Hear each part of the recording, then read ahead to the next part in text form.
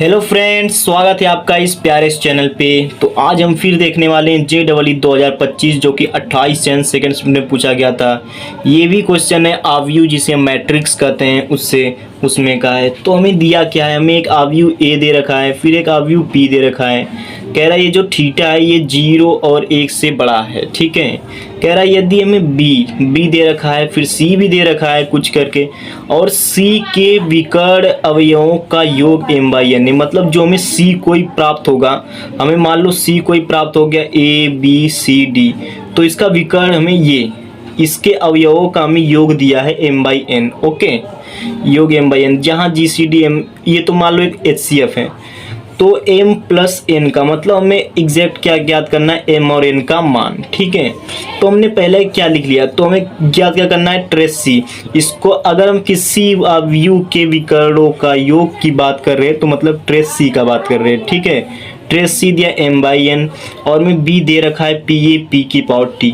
अब C हमें trace C निकालने के पहले कि हमें C तो चाहिए, C अवयव जरूरी है, तो हम यहाँ से C ज्ञात कर लेंगे। ओके, जब हमने C जब लिखा P power T B power 10 and P लिखा, अब हम सोचेंगे अब हम क्या करें। तो यहाँ पे हमें B दे रखा है ये रहा, तो हम B का मान जब रखेंगे B पावर 10 तो 1 2 3 4 5 6 ऐसे 10 तक आएगा, ठीक है, 10 बार। अब अगर हमें पता हो कि P की पावर T अगर P, ये जो P की पावर T है इसे हम क्या कहते हैं, इसे हम कहते हैं P का परिवर्त। जब P और P का परिवर्त मतलब कोई अवयव हो और उस अवयव का परिवर्त एक दूसरे से गुणा में हो तो उसको हम I लिख देंगे। ऐसे I कितनी बार है, 10 बार होगा, तो हम जितनी भी बार है हम उसे I लिख देंगे, ठीक है, हमें उससे मतलब नहीं है। लेकिन A अब लिखेंगे, A बचा, A हमारा कितनी बार है, 10 बार, तो 1 पावर 10 लिख देंगे। मतलब हमारा C क्या बन गया, A की पावर 10। ओके, क्योंकि देखो यहाँ से हमने लिखा है P into P power T 1001 जिसे हम I कहते हैं। ओके, अब यहाँ से 1 पावर 10 ज्ञात करने के लिए हम A फिर A स्क्वायर फिर A क्यूब निकालेंगे। जैसे कि हम यहाँ से क्या करा लेंगे, गुणा। अब हमें जब हम गुणा कराएंगे तो हमें एक सीक्वेंस मिल रहा है 1/√2।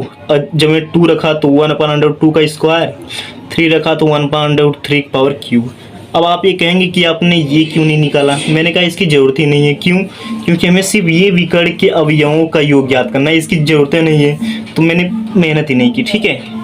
फिर देखो C is equal to 1 power 10 हमने क्या लिखा, 1/√2 पावर 10, क्योंकि मैंने देखो 2 रहेगा तो पावर 2, 3 रहेगा तो पावर 3। ओके, फिर यहाँ जब ट्रेस C लिखेंगे तो इन दोनों का योग कर देंगे, m/n दिया है हमें तो इन दोनों का योग कर देंगे, 1/√2 पावर 10 प्लस 1 हमें आ गया 33/32 आ गया, ठीक है। फिर इसके बाद हम देखो m का मान क्या आ गया हमारा 33, n का मान